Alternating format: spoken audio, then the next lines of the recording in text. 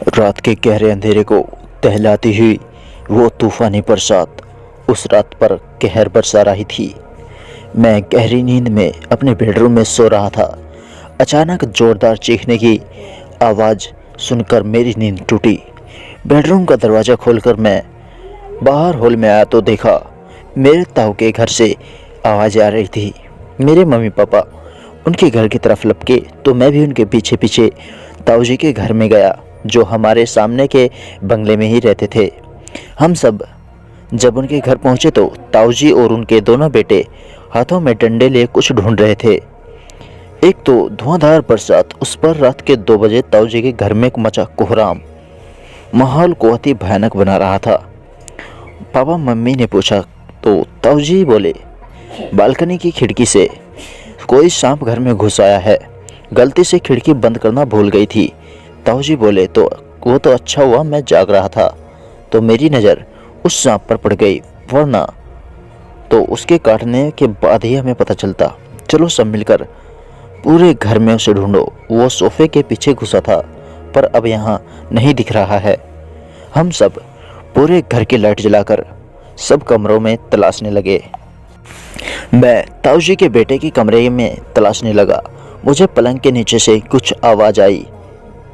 मैं तुरंत पलंग के नीचे देखा तो एक तपकी रंग का छोटा सा सांप फन फैलाने की कोशिश करते हुए अपने हमलावरों से मुकाबले की तैयारी कर रहा था। मुझे इस नन्हे सपोले की हिम्मत पर मुस्कुराहट आ गई, पर मैं कोई हरकत करता तो ताऊ जी के बेटे को शक होता, इसलिए मैंने उस नन्हे सांप को उठाकर चुपके से अपने कुर्ते की जेब में डाल दिया।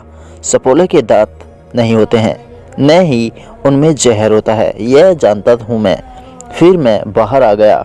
सब लोग पूछ रहे थे कि कुछ मिला क्या, तो मैंने नाक में सिर हिला दिया और चुपचाप अपने घर की तरफ चला गया। ताऊ जी लगता है वो सांप भाग गया होगा, वरना कहीं तो नजर आता, यही सब सोचने लगे। ताऊ जी बोले, कसम से आज अगर वो मेरे हाथ लग जाता तो साले की चटनी बना देता। मैंने सोचा इसलिए तो इस नन्हे बच्चे को छुपा कर ले आया, वरना बेचारे की नाहक की मौत होती। वो नन्हा सा बच्चा मेरी जेब में घूम रहा था। मुझे गुदगुदी हो रही थी। मैंने फटाफट अपने बेडरूम में जाकर दरवाज़ा बंद किया और मैंने लाइट जलाकर उस नन्हे सपेले को जेब से बाहर निकाला, जो मेरे कुर्ते की जेब से बाहर निकलने के लिए कुश्ती लड़ रहा था। मैंने उस छोटू को अपने स्टडी टेबल पर रखा तो वह कुंडली मारकर बैठ गया और अपनी नन्ही नन्ही आंखों से मुझे गौर से देखने लगा। वो बच्चा काफ़ी सुंदर था। उसके तपके रंग में काले रंग के डॉट बने हुए थे और लंबी जुबान, जिसे बार बार बाहर निकालकर वो अपने सुरक्षित होने के जायजा ले रहा था। मैंने उसके फन को उंगली फेरते हुए कहा, छोटू अब तुम सुरक्षित हो, वरना जिनके घर तुम गए थे, देखो तुम किसी के भी घर मत घुसा करो, वरना बेमौत मारे जाओगे, समझे। वो छोटू अपनी नन्ही नन्ही आंखों से मुझे ऐसे ही देख रहा था जैसे मेरी हर बात उसकी समझ में आ रही हो। वो बाहर खिड़की की तरफ बार बार देखने लगा। मुझे उसका इशारा समझ आया कि वो बाहर जाना चाहता है, इसलिए मैंने खिड़की खोलकर बाहर देखा तो अब बरसात रिमझिम सी लगी थी। मैंने उस छोटू को हथेली पर उठाया और खिड़की के पास ले गया।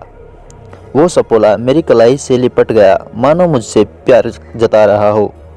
मैंने भी उंगली से उसके नन्हे फन को सहलाया। वो मेरी तरफ कृतज्ञता से देखता हुआ खिड़की में सरसता हुआ बाहर निकल गया। मैंने उसे कहा, ओए छोटू ध्यान से जाइए। वो गहरी रात के काले साए में न जाने कहाँ खो गया। मैंने घड़ी में देखा तो रात के 3-3:30 बज रहे थे। मैं उसके बाद आराम से सो गया। अगले दिन सुबह 10 बजे मम्मी ने दरवाज़ा ठोक कर जगाया। मुन्ना, क्या आज कॉलेज नहीं जाएगा? देख जरा 10:15 बज गए हैं और 11 बजे तेरा कॉलेज स्टार्ट होता है। अरे बाप रे, मैं तो भूल ही गया था, आज मैथ्स का ओरल है। उफ, मैं फटाफट उठकर फ्रेश हुआ, नाश्ता किए बिना ही बैग लेकर भागा। अरे पगले सुन तो, नाश्ता करता जा। नहीं मम्मी, आज पेपर है, मैं अभी 10 मिनट में कॉलेज पहुंचना होगा, वरना मैं तो गया। कहते हुए बाइक स्टार्ट की और फर्राटे से भागा। मैं वक्त पर कॉलेज पहुंच गया। क्लासरूम भर चुका था। आर्यन सर भी आ गए थे। मुझे गुस्से से देखे और बोले, 5 मिनट लेट हो, आज एग्जाम के दिन भी लेट। मैं सॉरी कहकर सर झुका लिया। सर ने अपनी सीट पर बैठ जाने को कहा। मैं सीट तक पहुंचा ही था कि निक्की ने मुझे टांग मारी और मुझ गुस्से से देखने लगी। निक्की मेरी स्कूल फ्रेंड थी, जो अकेली ही होगी जिसके साथ अब तक पढ़ाई कर रहा हूँ। बाकी स्कूल के सहपाठी तो स्कूल में ही छूट गए। मैं कुछ न एक्सप्रेशन देते हुए चुपचाप सीट पर बैठ गया। हमारा ओरल टेस्ट एग्जाम शुरू। मुझे तो सब याद था ही रंग जमा दिया। आर्यन सर बोले, तुम इतने होनहार हो सुरेश, इसलिए कभी तुम्हें पनिश नहीं किया है मैंने। रेसिस में सब दोस्त और निकी मुझे पूछने लगे, अबे तुझे पता था ना आज ओरल टेस्ट है, फिर भी टाइम पर नहीं आया। मैंने रात को जो हुआ वो सबको बता दिया। सुनकर सबने मेरी बहुत तारीफ की। वाह, तूने तो एक बहुत नेक काम किया है। अब वो छोटू तुझे कभी नहीं भूलेगा, समझा। ये सांप लोग ऐसे ही होते हैं, दुश्मन और दोस्त दोनों से रिश्ते मरते दम तक निभाते हैं। मुझे सुनकर खुशी हुई। हाँ, अच्छा लगा। चलो, तुम कमीने को तो नहीं, लेकिन छोटू सपेले को तो मेरी कदर हुई। अबे चुप साले, हम सब तेरी कदर करते हैं, समझा, वरना तेरे लौट होने पर सब इतने बेचैन नहीं होते। ओके ओके ठीक है बाबा, तुम सब मेरे वेल वियर हो। चलो अब कॉफ़ी पीने चले, वरना बहसबाजी में क्लास फिर शुरू हो जाएगी। हमने कॉलेज कैंटीन में कॉफ़ी पिए। तब तक हिस्ट्री पीरियड शुरू हुआ। 2 और लेक्चर के बाद छुट्टी हुई। सब अपने अपने वाहन से अपने घर चल दिए। उस रात मम्मी ने मेरा फेवरेट पनीर पास्ता बनाया था। मैंने भर पेट खाया और मोबाइल लेकर अपने बेडरूम में आ गया। अपने मोबाइल में दोस्तों से व्हाट्सएप पर चैटिंग करते करते आँख कब लग गई पता ही नहीं चला। जब मेरे गाल पर गुदगुदी हुई तो मैंने गाल पर हाथ लगाया तो कुछ नरम नरम सा महसूस हुआ। मैंने आँख खोलकर देखा तो हड़बड़ा कर उठ बैठा। अरे छोटू, तू फिर आ गया भाई, वाह। सब दोस्त सही कहते थे, तुम लोग असूल के पक्के होते हो। तुम मुझे मिलने आए हो।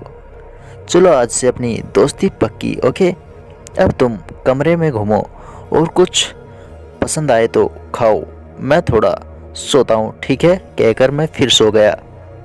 मेरे सोने के बाद वो छोटू भी मेरी कलाई से लिपट कर सो गया।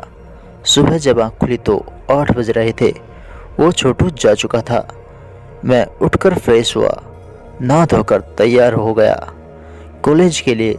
जब मैं तैयार होकर नाश्ते के लिए किचन में गया तो मम्मी ने मेरे माथे पर हाथ रख कर देखा। मैंने हंसकर पूछा, ये क्या कर रही हो मम्मी? मम्मी ने कहा, मैं देख रही हूँ तेरी तबीयत तो ठीक है ना? अरे क्यों, मेरी तबीयत को क्या होगा, बिल्कुल चुस्त हूँ। मम्मी ने कहे, अच्छा, पर मुझे ऐसा लगता है तो नहीं। क्यों, क्या हुआ है मुझे? इतने में पापा ने आकर कहा, अरे मुन्ना, तेरी तबीयत तो ठीक है ना?